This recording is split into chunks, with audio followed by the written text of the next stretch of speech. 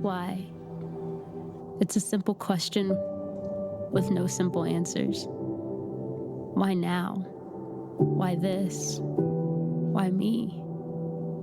Is God even here? Is he listening? How can we know? We've made it through dark times before, and I want to have faith, but I still wonder, why?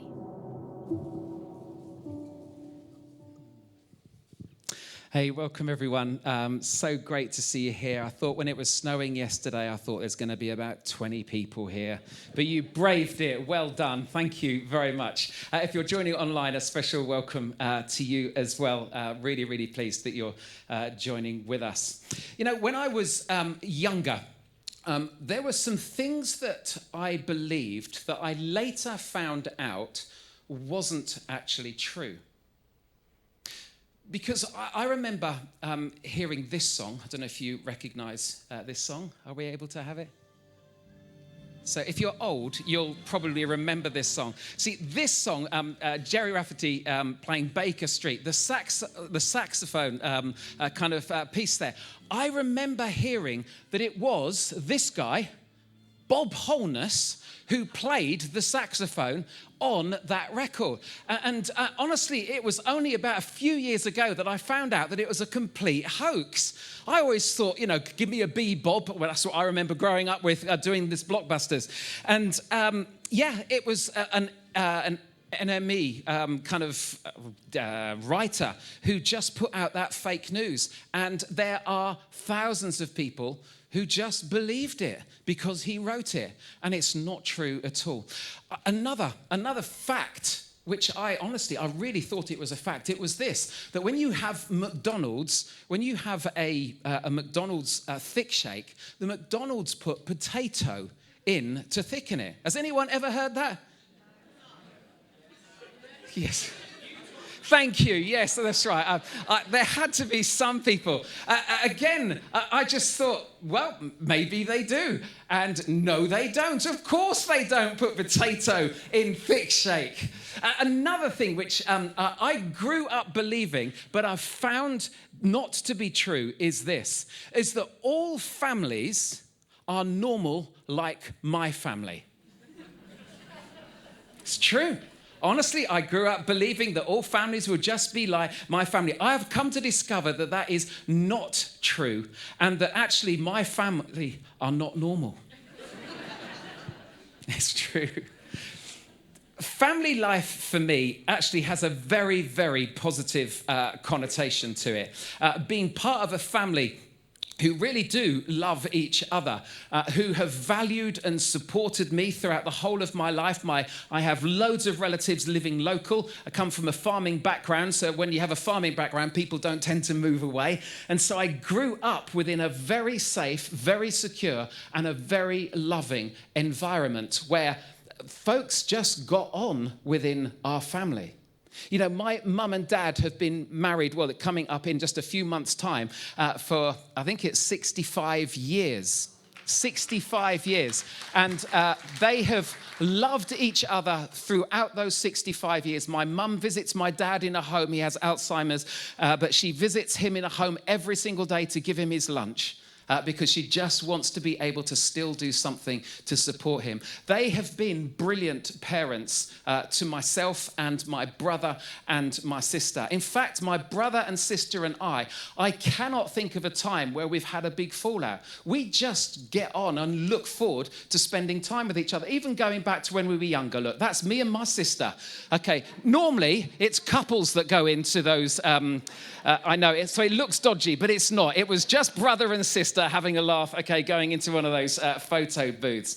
But now I'm kind of is a different part of a family because I have 3 children myself. I am married to Sarah down here. She is flipping gorgeous. She is. I know. I have to pinch myself that I got her, but I did. Anyway. But we also have 3 children, Sam, Alice, and Rachel. They're up there, along with 2 of the 3 spouses too. So it's just a guy called Sam who's married to my daughter Alice in the red coat, who's not in that photo. Honestly, I am so proud of them. really am. So Rachel, my youngest, who's across on the right-hand side of that photo there, she's in Australia at the moment, but we just have frequent calls, video calls, where she just rings up because she wants a chat, because she likes talking to mum and dad. Then there's Alice, who we look out for every week because we do a bit of grandparenting, have grandparenting responsibilities for Matilda and Georgia. We love it. Every single week we get a chance to spend time with her. And it's just lovely. And then Sam, my son, he chooses to come to our house around once a week to work from ours so that we can have lunch together and we can watch football. Yeah. I tell you, being part of a family for me is incredibly, incredibly great. I love my family. In fact, when we started the church 32 years ago, started this church, there were 24 people involved in starting it, and 14 were Fennings. It's true. It's true. It's true. Now, I promise you that I am not telling you this to brag in any way. I am not. I'm not saying, look at the Fenning family, we're amazing. Not at all. What I'm saying is that family life, on the whole, for me, has been an incredibly positive experience, and it has been such a blessing for me.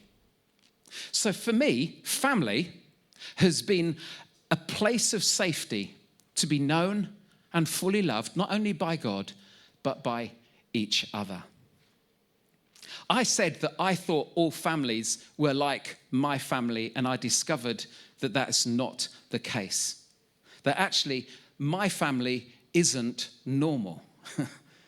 Many of my friends at school went through that horrible, difficult time of seeing their mum and dad split up and going through divorce and just the wrench of which way that they should go. And then gaining a stepdad or a stepmum and gaining stepbrothers and sisters too. You know, blended families are the norm now within our society. I have taken weddings and funerals where family feuds and fallouts have caused such incredible stress and such concern as to, should we invite that person? And if we invite that person, should we invite the other? And it all becomes so complicated and so difficult. I have the privilege of walking alongside people at various points in their lives and in hearing people's stories of family breakups and family fallouts. And I tell you, it is heartbreaking to me.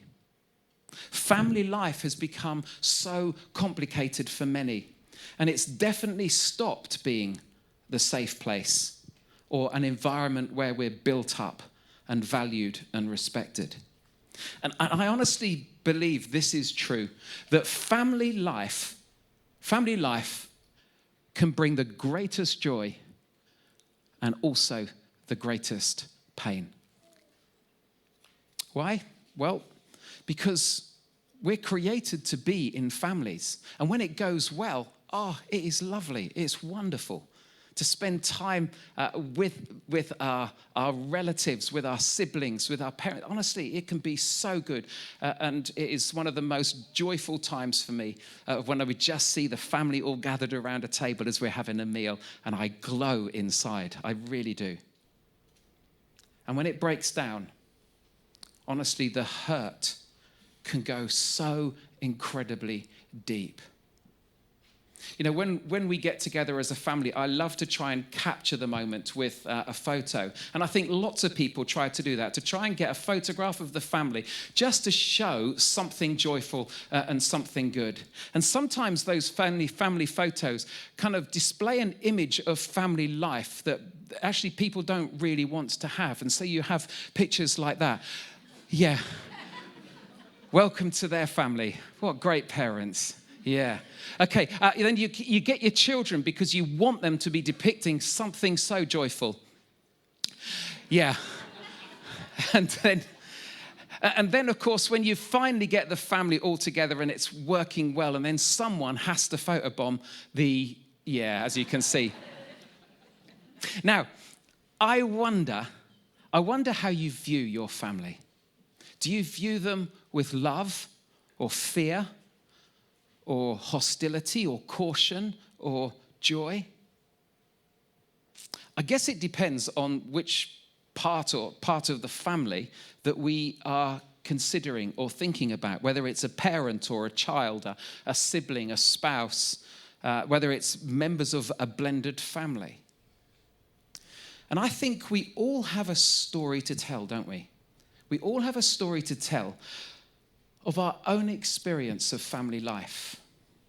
And we'll have those photos of families being together, and when you have a quick look, you spot that certain people are missing because either through their choice or through someone else's choice, they haven't been allowed or they haven't chosen to be in on that family gathering. Had to check this morning, but just looking through the wedding photos of my wedding to Sarah, my first wife, and her sister, her younger sister. She was asked to be bridesmaid, but she refused to be bridesmaid and she refused to come. And so she appears in no family photos because, well, she felt aggrieved about something. So she chose to separate herself and missed out. And maybe you're sitting here today and you're kind of already, or maybe you're watching online and you're just feeling a little uncomfortable about this whole topic of family life. Because do you ever wonder why families fall apart and why it hurts so much when it goes wrong?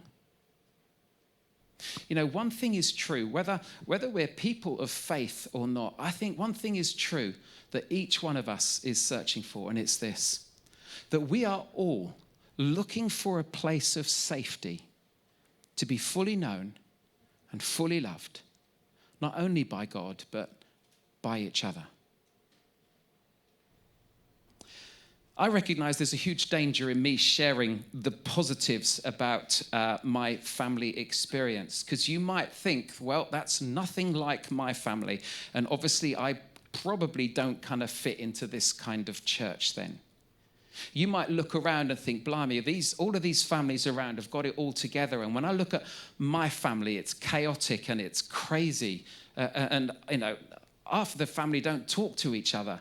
And so this is not really, this can't really be my place. I would stand out. Can I just let you know that actually, one, you are most welcome. And it is so important that you're here. Every family is a bit dysfunctional. Every family goes through relational difficulties. Every family has weird relatives. We do. And to others, you are that weird one.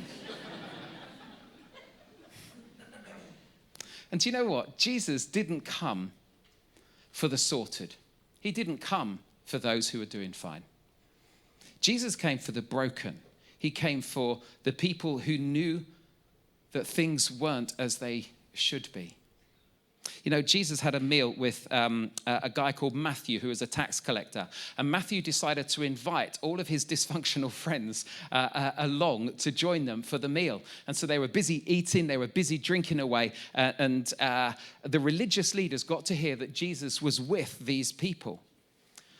And so they started muttering and they said, how could he mix with such people? Jesus is a rabbi. He ought to be keeping himself separate from them.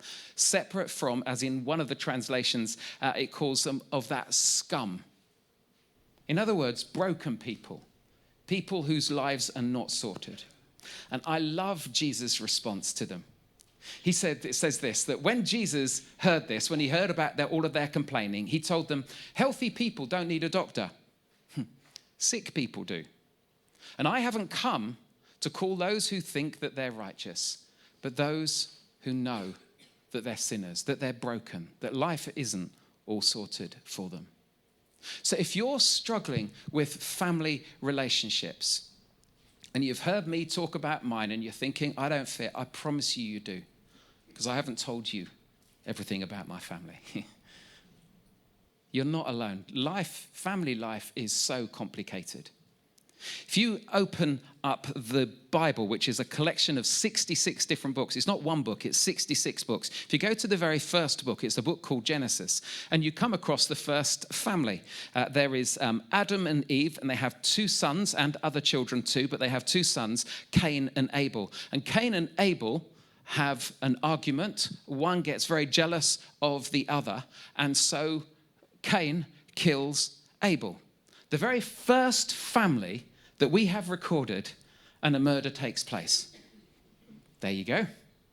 Then there is a little bit later on in the book of Genesis, there is a couple called Abraham and Sarah. And Abraham and Sarah, God had really spoken to them, called them, and said that they were going to, or that Abraham was going to be the father of the nations.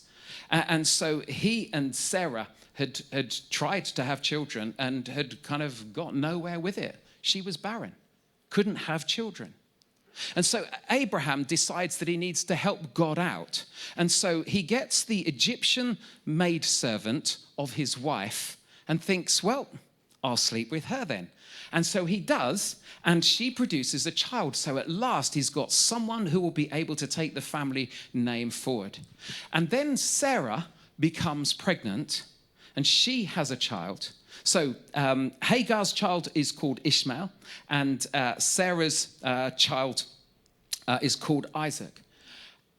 And the fallout, unsurprisingly, the fallout of that was horrendous, so much so that Hagar and Ishmael had to be sent away because they were so angry. The 2 wives and kids were so angry at each other. Joseph had 11 brothers. This is still in the book of Genesis.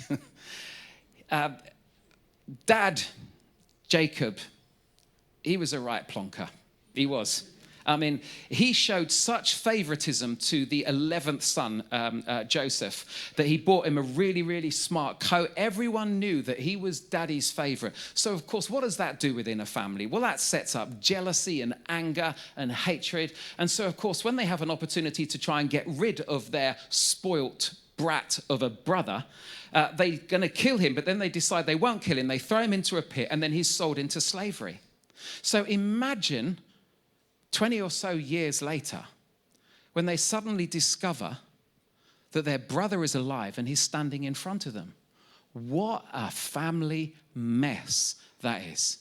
We're still in the book of Genesis, okay. I could go on in telling story after story. Family life is complicated. If your family is not all together, well, welcome to family life. Because family life is messy and it brings certain tensions that honestly I don't think you find anywhere else.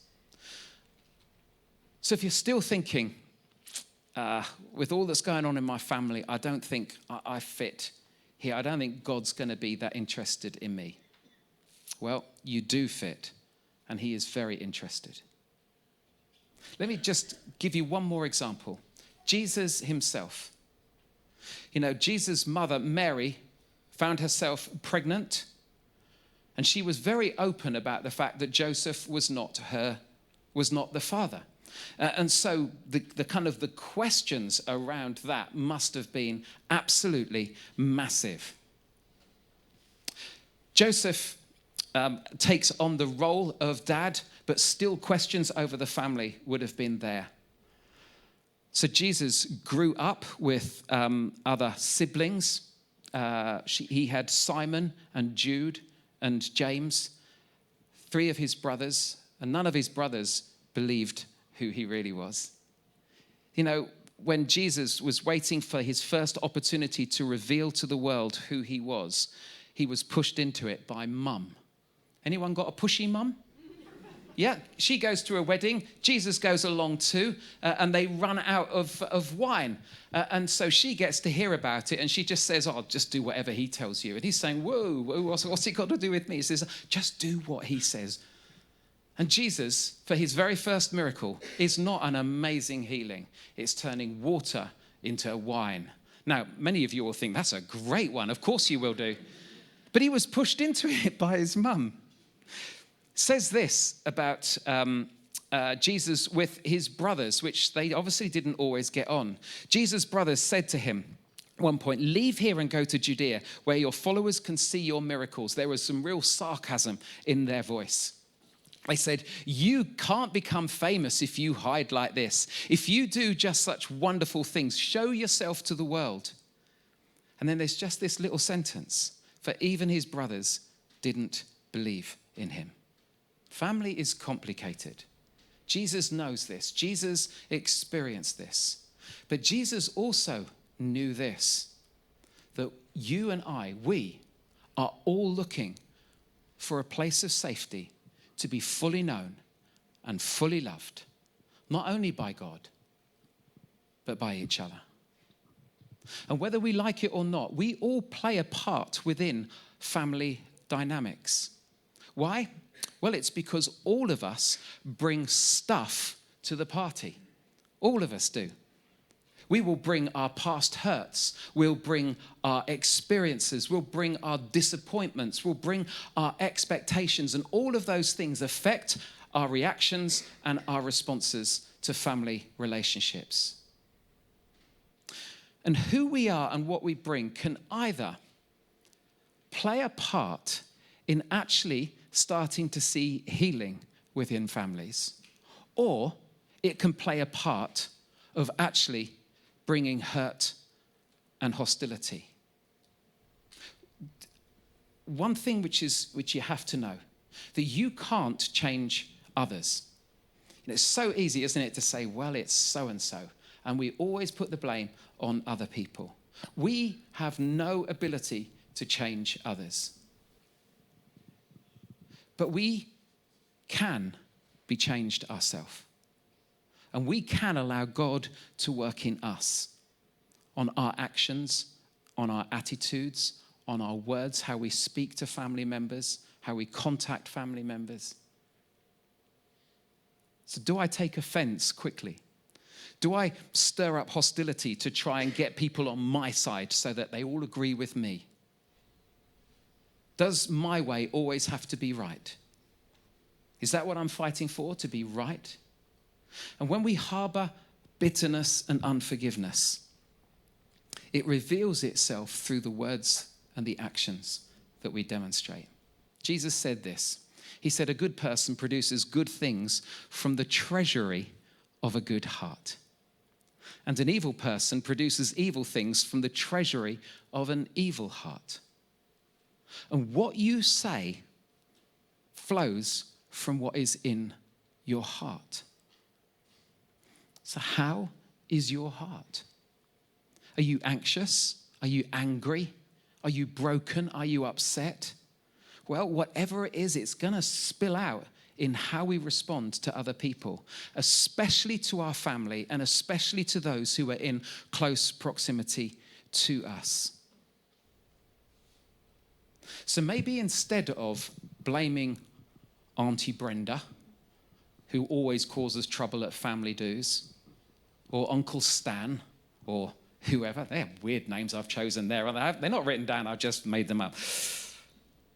But instead of blaming others and waiting for them to change, we need to take responsibility for our own actions and our own attitudes and allow God, the God who loves us, to work in our heart and to be honest with him about our anger, about our hurt, and invite him to come and bring some healing and some peace and some joy. Solomon, one of the wisest men who ever lived, he wrote a whole load of Proverbs. And in the book of Proverbs, he wrote this. He said, above all else, above everything, nothing comes before this. Above all else, guard your heart, for everything you do flows from it. Sometimes family life is just toxic. It's so damaging. And so when there's no desire for resolution, or when there's no desire for reconciliation, we have to be careful. We do. Sometimes we have to set up boundaries. Setting up boundaries can be really important within family life.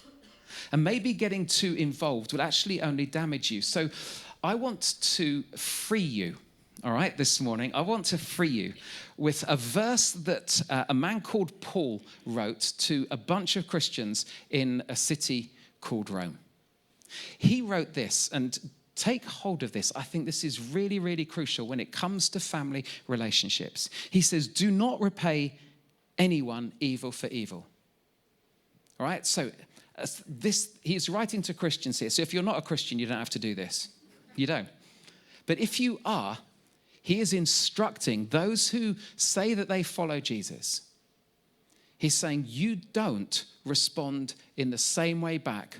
When they come to hurt you, you don't respond in the same way. He says, be careful to do what's right in the eyes of everyone. And then he says this, this is so good. He says, if it is possible, as far as it depends on you, live at peace with everyone. I love that. He gives two little clauses there. He says, if possible, which means that sometimes it won't be possible and we have to let it go. And he says, as far as it depends on you, in other words, you need to play your part. You need to leave the door open. So if family relationships are broken down and people then actually want to start to restore it, rather than folding your arms and saying, never, they hurt me, I'm never going to do that. We have to live with open arms. We do. So if it's possible, however it depends on you, we're to live at peace with everyone. And the Jesus who was brought up in a family which must have been a pretty tricky family, that same Jesus who, in a sense, created family life. We are born into a family. He invites us into another family. Have a listen to these words. For all who are led by the Spirit of God are children of God. So you do not you have not received, a spirit that makes you fearful slaves. No. Instead, you received God's Spirit when he adopted you as his own children. Now, we're to call him Abba, Father. Abba is the most intimate kind of name to give. It's the closest name that we can give to a dad.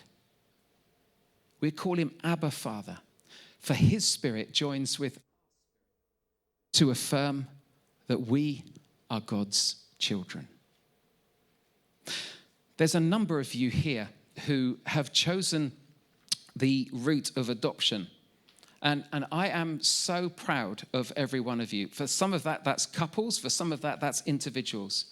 And the way in which you have committed in that role of parenting has been phenomenal.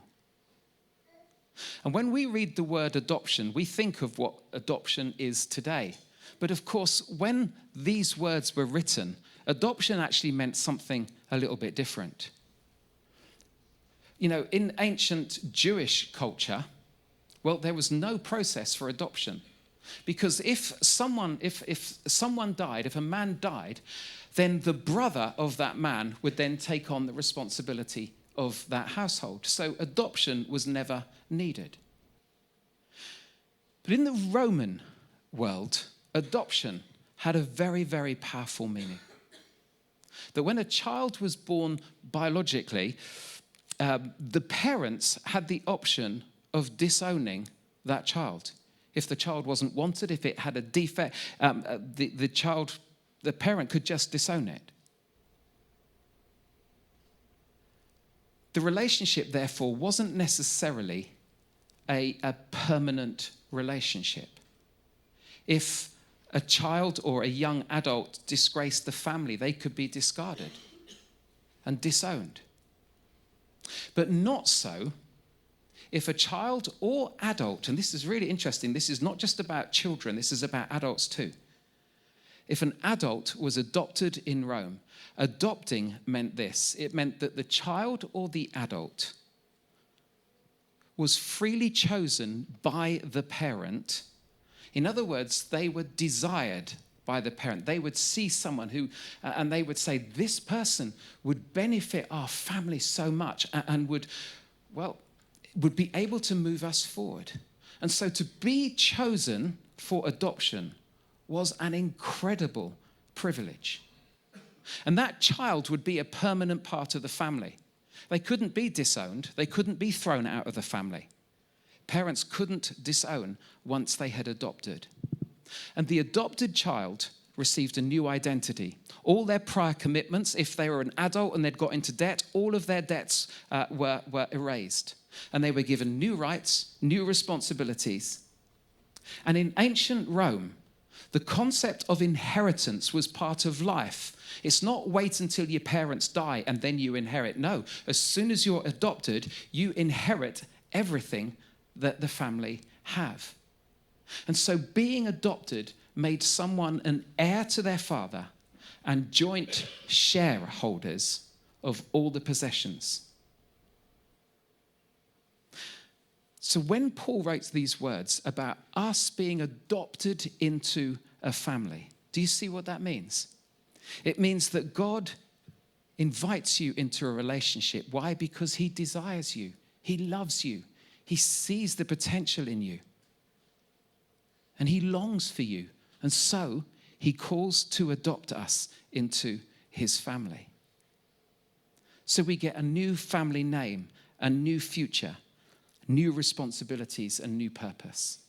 And he sees something in you and something in me that he desires.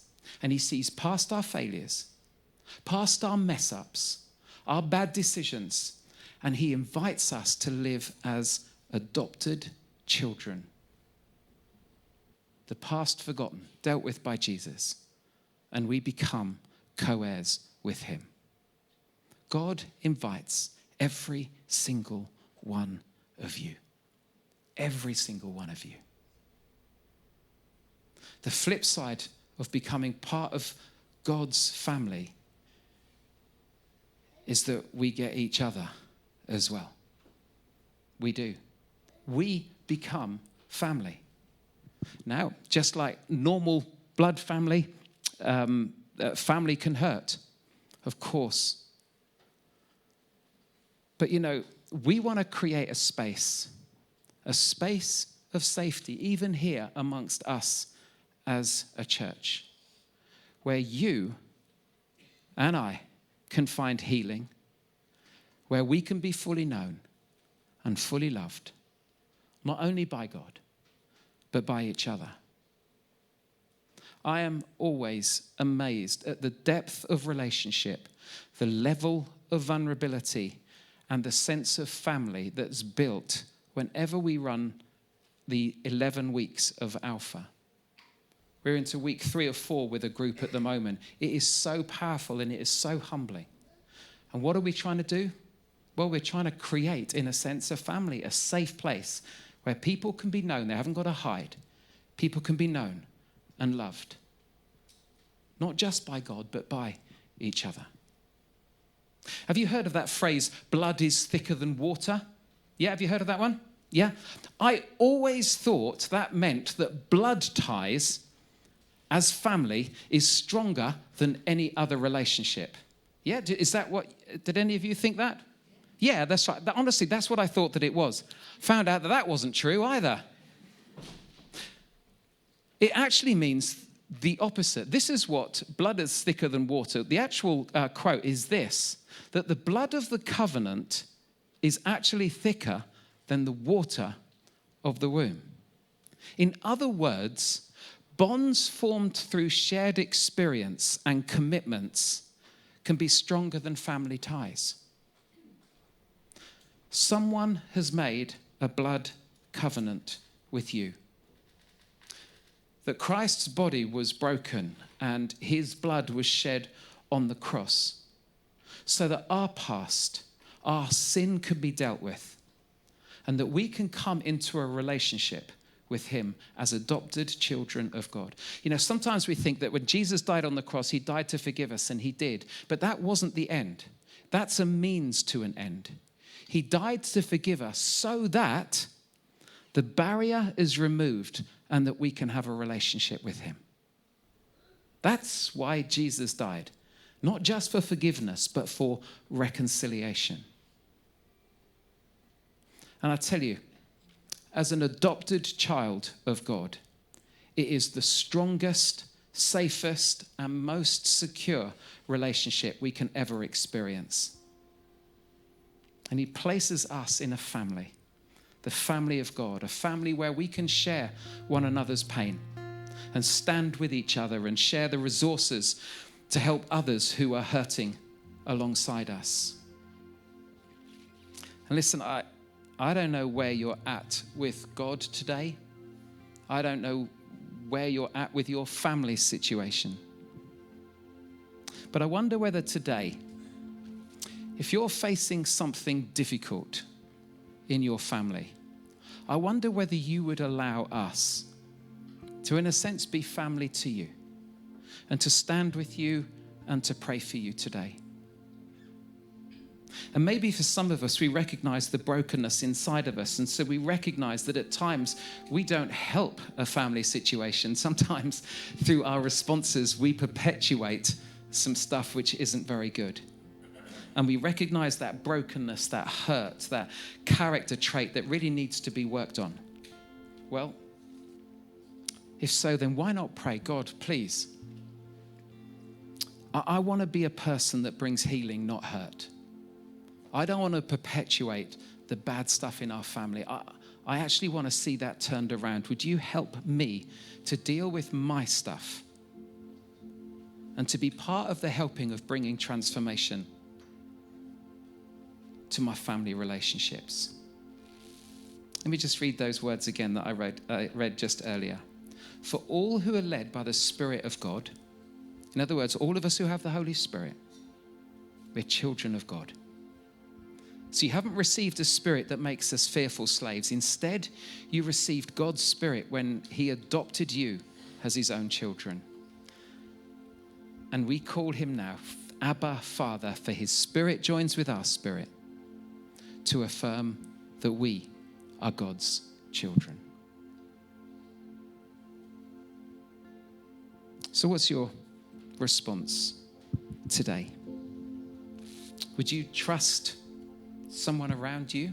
Would you trust one of those who are taking part today in saying, I'd love you to stand with me. I'd love you to pray for me. I don't want to be in this alone. I want to lean into another family. And if you've been hurt by this family, can I just say, I am so sorry. That's never our intention. And would you forgive us?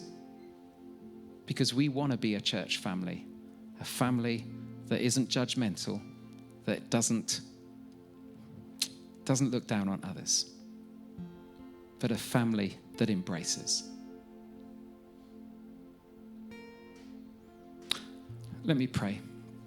Let me pray for us. Father, you place each one of us into families, and Lord, we know that sometimes those families go very wrong.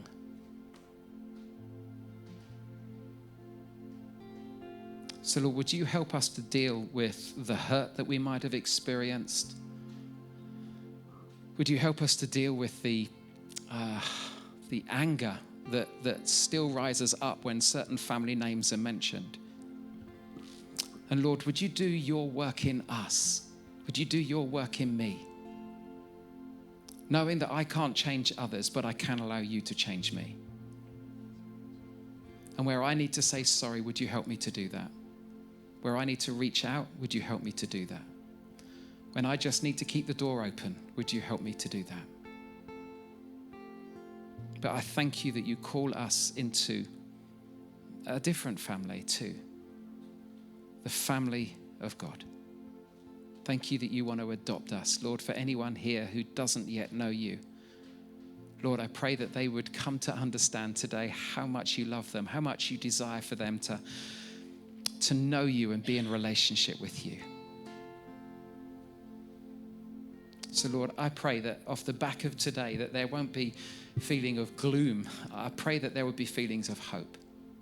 That God, you can work despite the situation. And that wherever we find ourselves, even in the hardest of times, God, you don't duck out. You stick with us. Your spirit joins with our spirit. Your presence is with us, even in those difficult family times. So, Lord, we look to you. We lean into you. We love you. And we thank you for being Abba, Father. Amen.